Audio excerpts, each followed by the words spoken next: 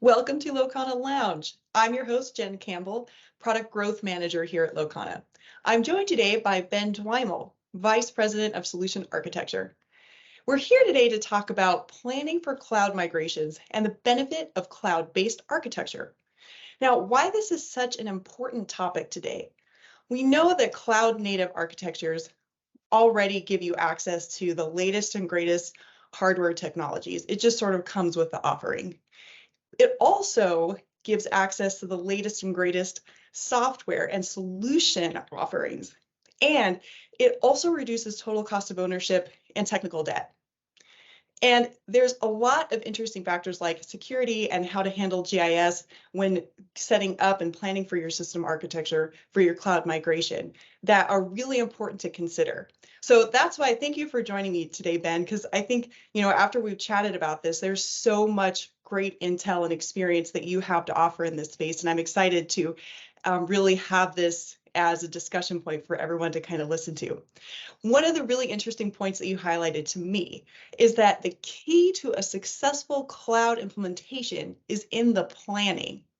So Ben, I was wondering if you could kick us off by just sharing why planning is so important and some examples of things that people kind of need to look out for when they're getting ready to do this. Well, thanks, Jen. There's several key factors that you have to account for. And, when we think about it, it really comes in a couple of different aspects. First of all, from a technical aspect.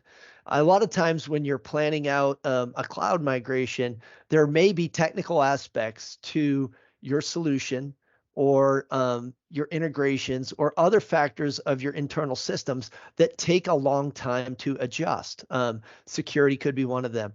So there's quite a few several technical factors that we want to consider. But then there's also organizational factors from the standpoint of how do we manage the differences between capital expenses and operational expenses as we make the cloud migration, right? Those organizational challenges there that you might have to go deep into your processes and really figure out how you're going to make those adjustments as you make the shift from on-prem data centers to pay-as-you-go pricing in the cloud. Yeah, that's really, really great points, Ben, and I'm really excited to dive more deeply into those in just a second here. But I wanted to do a quick introduction for anyone who doesn't know who we are. So I'm Product Growth Manager here at Locana, and I joined about a year and a half ago, and have kind of a broad background. Spent about a decade in GIS working at Esri, and then about a decade in ERP business systems. And one of the really exciting things for me about Locana is the merging of those two technologies. Are really at the center point of ERP and GIS, and that's pretty exciting. Plus, and you and I worked so much on this, Ben, but Locana has such a dedication and vision for being on the cutting edge with so many new technologies and new innovative ways of solving for not just GIS, but how to really make your enterprise systems work well together, and with GIS integration being a key component of that. So it's really that excitement around the innovation and what's coming with things like AI, ML, cloud migrations, a lot of like the automation that this stuff enables. So I'm really excited again to be working with you on all of this, Ben. But please, I'd love also for you to give a little bit of your background as well, kind of where you've worked and how you've helped with some of these enterprise architectures in the past with a number of clients. Yeah, thanks, Jen. So just a little bit about my background. I've been in GIS and remote sensing for about 26 years. I spent the first 12 years of my career in military geospatial intelligence and DoD contracting work. My primary role in and around the GIS space has been as a programmer, software developer, and I spent the last 13 years of my career focused on gas and electric utility. I've had the opportunity to work for multiple companies in the industry that serve that community. I transitioned in 2014, 2015 timeframe from software development more into solution architecture and IT architecture. And so, in that role over the last, 7 or 8 years, I've had multiple opportunities to help our large clients move from on-prem architectures out to, cloud platforms. Now, it's not always, it always hasn't been a smooth transition. When I say that, sometimes we've had to plan them in different patterns, right? Whether it's straight lift and shift, or maybe we're doing some refactoring along the way. In some cases, maybe we move small portions of their GIS while keeping some on-prem. So we've really had the opportunity to get exposure, and we're able to adapt the process. And even more important, why planning comes into it, is that we've had that exposure to, and done it multiple ways with multiple clients based on their needs. So I'm really excited to be able to have this conversation today. That's awesome, Ben. And from your background of really being in the weeds with development, I mean that gives you so much of the detailed insight. And I think that what energizes me with your experience is just seeing that granular insight and how it influences your vision and planning and recommendations for customers from the enterprise broad level. So you have such a wide spectrum that all just helps to bring successful results and have great advice. I'm really curious though, Ben, what are some of the driving business reasons that customers have today to move to the cloud? What kind of challenges or pain are they trying to solve with that? Yeah, so Jen, a lot of the factors that we talk about are driven mostly by modernization, right, and cost of ownership, right? And so when we think about modernization, um, owning your own hardware requires a lot of effort to modernize that hardware, right? And it has to be planned typically in 5 years, increments.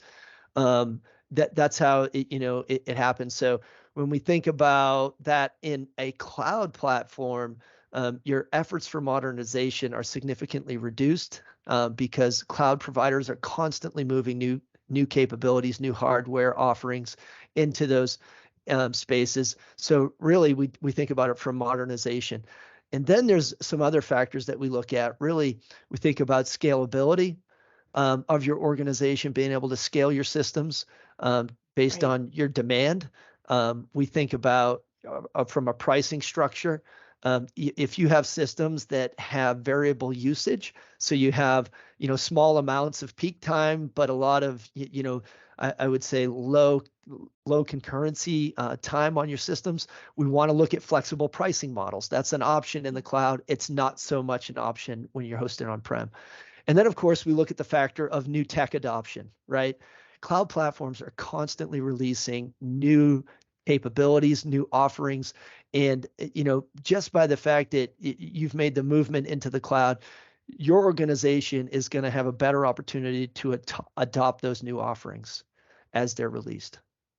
Yes, really excellent points. Thank you, Ben.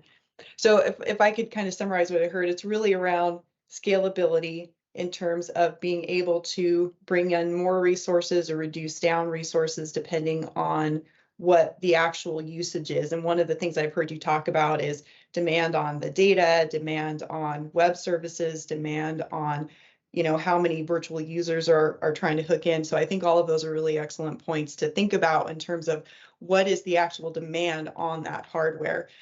The other one is flexible pricing, which you kind of talked about in terms of, like only paying for what you're using, right? That which ultimately reduces the total cost of ownership. And then being able to quickly bring on some of those new things like AI and ML that we've talked a lot about. So if I heard you right, it's really those 3 points. But I did want to dive in a little bit with scalability because that, again, to me, it resonates so much. And especially, again, some of the things I've heard from you where no one's hitting the system in the middle of the night. Yet there may be really high peaks of people hitting the system at the beginning of the day. You need to have the ability to handle those heavy hits. But why have massive server space all the time when there's going to be downtimes like middle of the night, right? So that stuff is really, really fascinating to me. And I know that we, here at Locana, we have one particular customer that's a large utility in the Northeast where we saw a lot of benefit of that type of scalability. So I'm really interested if you could tell me a little bit more about that specific case. Yeah, absolutely. And Jen, when we talk about scalability, there's a couple of areas that we look at, right? There's the concept of like on-demand or orchestrated resource scaling to meet the needs of an application or a user base, right? But then there's also this other concept of environment scaling, right? And when we say environment scaling, let's put this in the context of, as you mentioned, an example of one of our clients that we helped from 2017 to 2019 on a cloud migration as well as the utility network conversion. So, um, on a lot of large IT modernization and enterprise GIS projects, you'll have multiple environments that you have to manage, right? You'll have your development environment, Right. you'll have a test environment, you'll have a staging, a Yeah. production, a training. And all of these environments, when you look at the hardware involved, they can be very large, right? However, as you execute your migration project or your maintenance activities, you're not always using all those environments, right? And That's right. so there's a really great way to use that scalability that you can implement in the cloud to say, hey, we're not using training this month or next month, right? We're going to go ahead and shut that down and stand it back up when we need it to save costs, right? So that's what we talk when we talk about environment scaling. And if you have environments in training and pre-production and production that have 25 nodes, 30 nodes, think about the cost that you could save if you're able to Mhm. really throttle those up when you need them, but then, move them down into, deallocated states so you're not paying for them, except for small amounts of cold storage when they're not in use. So that's environment scalability. But then we also, with this client looked at, hey, what aspects of their enterprise GIS can we take advantage of resource scaling, that on-demand scaling capability? And one of the tiers of the system within their enterprise GIS that we were able to apply some on-demand scaling was in their ArcGIS Pro virtualization stack. Mm. And within this stack, we implemented Citrix Cloud, working with sessions hosted in Azure, and we were able to spin up resources needed to support the number of users coming into the system. Any given day, we had, variability of about 25 or 30% of user demand. And so, on those days Amazing. where they weren't being used, that was 25 or 30% savings that we weren't paying for high-end GPU enabled infrastructure. Yes. Okay. Now, it's very important that you really have a deep understanding of how these components get deployed because not all tiers of your system can take advantage of that. That's great insights, Ben. And I think that what the way you described it just then touches on also the flexible pricing piece that you kind of mentioned already, because you don't have to pay for those resources in times when you're not using them. So Mhm. ultimately, this is the secret to the lower total cost of ownership because you're only paying for those higher end resources when you need them. That's correct, Jen. The options that organizations have for cost structures when they move to cloud platforms. Yes, it's Um, great. right. We look at it from a couple of perspectives, right? We look at it from a standpoint of dedicated host. You could manage your cloud space much like you do an on-prem data center, where you'd go out and buy a rack, right, and put servers on that rack, and right, Hmm. so you treat it like dedicated hosts. The other option you have where it's a little bit more maintainable in the cloud is what we call reserved instances, right? Where you can say, hey, I'm going to get this type of virtual machine and it's going to have this many resources, but I'm going to get it for 2 years to save a little bit of the day-to-day costs, right? And then the other option that you have is what we call consumption pricing or pay-as-you-go pricing, right? Okay. And Yeah. so you really want to understand the differences in because you may be able to apply one or two of those mechanisms in and around your different environments or your different tiers of your system, right? But what we like to look at first as a going in position is that pay as you go pricing, where you are going to pay for Okay. what you're using, right? So that Yep. means, Yep. like you mentioned, in those times when you are not operating at peak capacity, your system is not allocated. You're not paying for peak capacity. You're paying for Yes. the capacity that you're using.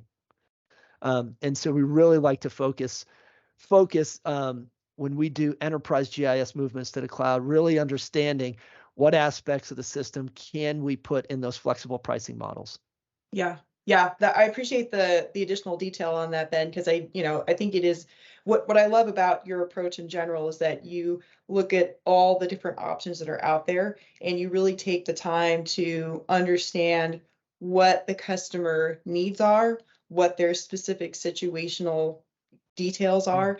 And you plus the broader Locana team. I mean, this is really a reflection, I think, of some of the great work we've done as a team here. But bringing all of that expertise into the consideration point to help enable the customer to make the best decision for their situation. And that includes as moving into the cloud architecture, the cloud services, what prices are out, what are the pricing options? So I think it's Yep. really great that you touched on that because that expertise comes with, that's another decision point, right? Back to your key takeaway of this session is it comes down to the planning and the forethought to make sure that things are set up right. Moving a little bit into some of the new tech adoption, and because I think one of the interesting things as we're talking through this is that in the background, depending on the options and pricing models and all of that, there will be automatic hardware refresh and new resources that are being updated in the background. I mean, that just comes with cloud services. And Yep. along with that are new service offerings, right? Because we kind of talked about some different console options, some different, speed options, load options. So I'm curious your thoughts too about as just some of these nice extra new types of refreshes, both from the hardware and the software that just come with cloud service. Yeah. So when we talk about that hardware aspect of, the advantage of the new tech adoption, we really look at it from an IT perspective and what we consider opportunity costs, right? And lowering maintenance costs. And when we say that, um, a big difference is in an on-prem data center, there has to be a lot of planning and understanding as to how we're going to get updated hardware into the system, how we're going to move, things onto that. Whereas in a cloud platform, depending upon how we deploy it, we do have the advantage of knowing that cloud provider and we're hosted on their infrastructure, they are constantly deploying new generations of systems year to year. Sometimes even within a year, multiple new systems are available. Upgraded CPU types that are lower cost. There's just so many options that you can now take advantage of. For that new tech adoption and really maintaining that hardware to keep pace with modern applications, right? It becomes much more managed for you in a cloud platform. And then the second way that you mentioned that we look at new tech adoption, um, cloud providers are continuously developing and deploying new offerings, right? Some of the things we've seen develop really from the early days of the cloud till now that we can talk about is, platform as a service. We talk about data as a service now. Yes. These are all new things that we didn't have back in 2013, 2014, right? That have evolved as a main offering now, and most systems able to take advantage of these platform components that we can take advantage of as a service, right? And then as we look out into the future and new technologies that are coming into play, by the fact that you're hosted in a cloud platform, we're seeing all kinds of AI and ML capabilities that are being deployed that are allowing, our clients to take advantage of those capabilities simply because their enterprise GIS is hosted or co-located with those offerings. So those are just some examples, Jen, of where we can see new tech adoption being a massive advantage or a reason to look at cloud platforms as your platform of the future. Yeah, definitely. And I appreciate you mentioning the AI ML because, that continues to be a topic that we hear a lot in the market. And I know that you are working on some projects today that are using this in a tactical way. And so seeing how those interplay with the cloud architecture on cloud services, and to your point too about orchestrating how all these pieces work together within that environment, having it all be within that same environment, the benefits of that, that's where the power really gets unlocked with these innovative technologies. So I don't think we can understate that as a just natural benefit that comes along with it. Not to mention the as a service pieces you just talked about with, think about some massive data sets that we see our customers maintain every day that are just your basic data sets. It's not proprietary data, it's not special data, it's just stuff they need as like base layer things. You don't, if you really expand to the possibility of what cloud services and cloud architectures can offer, that is such a huge headache. And so when we talk about total cost of ownership, it's not just, the fact that you purchased the data somewhere many years ago, not just the fact that you don't have to, buy and maintain the latest hardware anymore. Your team can focus on more strategic work, and they don't have to worry about the headache of all the stuff we just mentioned, the data, the services, what's coming and how to adapt to it. It's built in. It's part of the native way that it works. And that to me is what's pretty exciting about this whole evolution. Yeah. It's a really good point. Opportunity cost to your organization. Being co-hosted on a platform that is constantly releasing new capabilities, we transition that opportunity cost into competitive advantage, right? That's really what we're doing. And with all of the big data solutioning, and listen, probably very few organizations have as much data as utilities, right? So, being able to leverage big data solutions and then be able to apply a technology like machine learning or computer vision, to some of the remote data that's collected by utilities.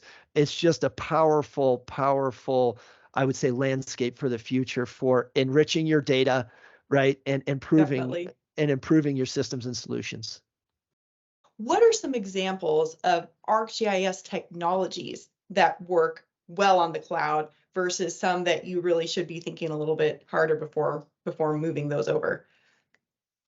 Yeah, so this is a really good point to focus on, especially as you're getting into the planning phase of a cloud migration, is really dissecting your enterprise GIS, your enterprise ArcGIS environment, and thinking about, hey, what areas can I take advantage of some cloud native capabilities, and what nodes or tiers of the system aren't really ready yet to be plugged into cloud native paradigms. And so just a couple of examples that we can talk through. Let's look at your standard 3-tier, architecture enterprise GIS system that we've been deploying for many, many years. And you start to transition that into a cloud platform. First of all, we could start at the bottom of it with, hey, my data tier, ArcGIS and Esri support data as a service on many platforms now. So that's the first place you're going to want to start looking. Hey, can I take advantage of data as a service? That's going to give me a lot of advantages in terms of, my backup service, disaster recovery for my data. You have a lot of options there. So that's one area that you're going to start looking.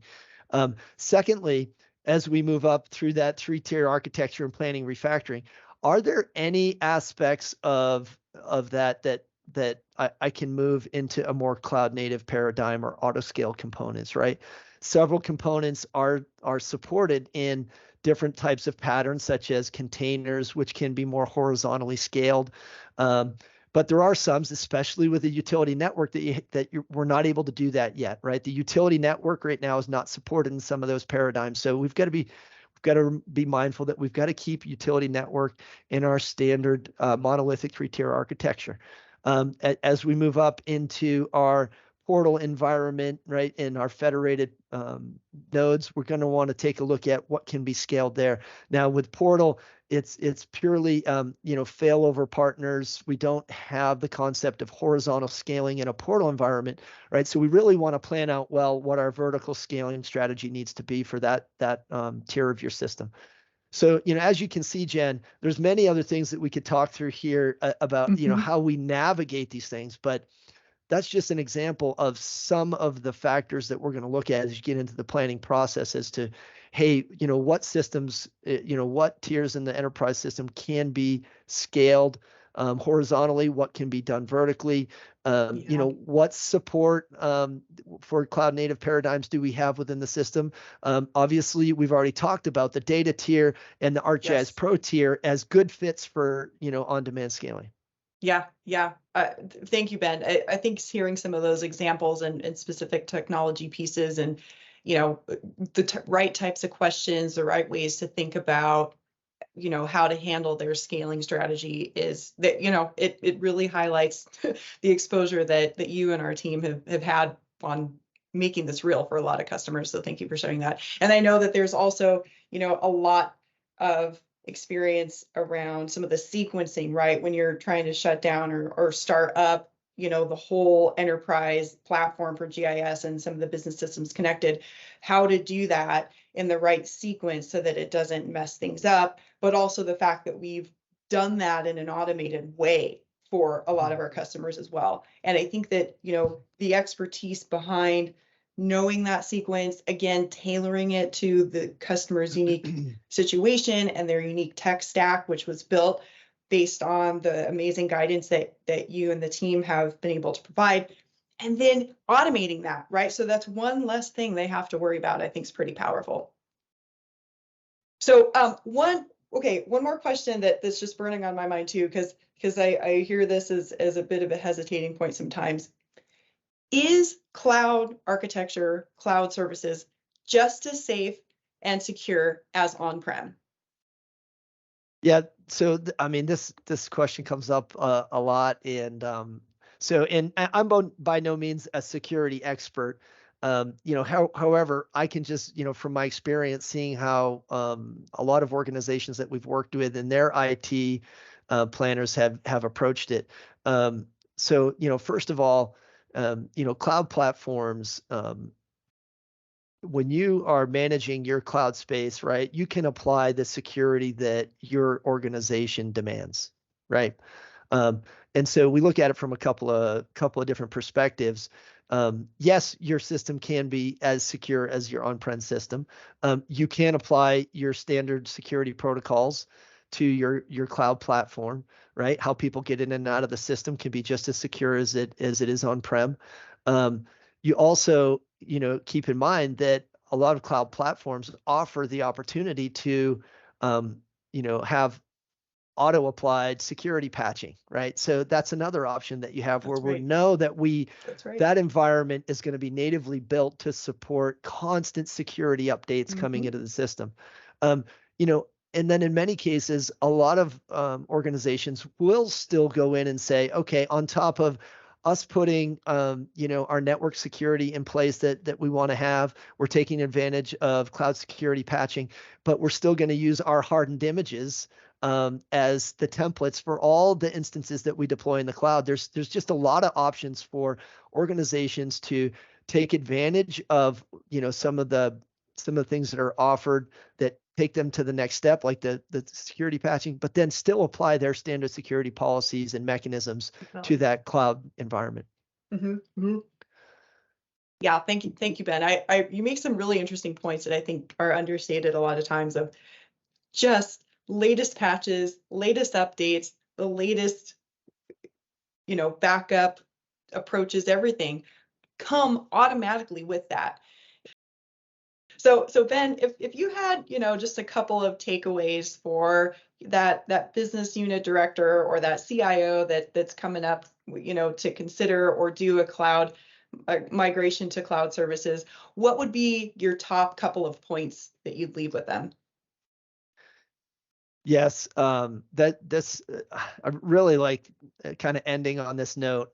So I think, Jen, the first thing that we would look at is modernization, right, and maintenance. I would say your organization's ability to keep your systems modern, up to date, and on pace with constantly changing application needs, user demands, um, all the things that change within your organization within a year or two period, your ability to stay modern in a cloud platform is significantly enhanced.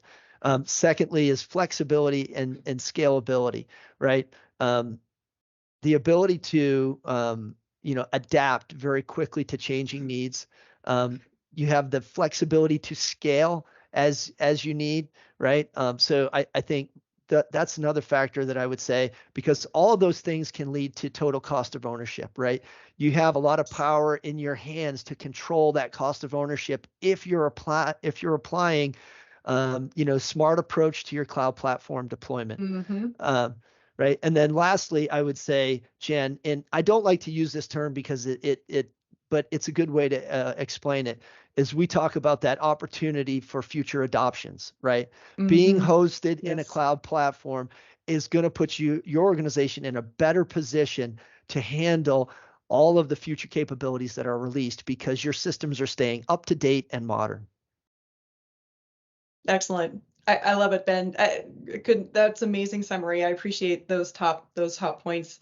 I think that those were resonated well in a lot of the things we covered today. So yeah, cloud architecture, cloud services, bringing that simplified access really to the latest and greatest technologies, the latest system capabilities, enabling modernization, keeping total cost of ownership low, as well as technical debt, keeping technical debt low, and enabling you for what's coming in the future, making that adoption of new and innovative technologies so much easier for you and your organization.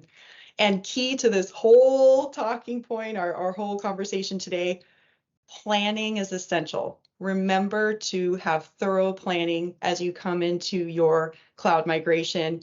Make sure that you do engage a partner that really has deep expertise around this effort, as well as deep expertise in the technologies involved, like GIS, like business systems, like the integration of those two things.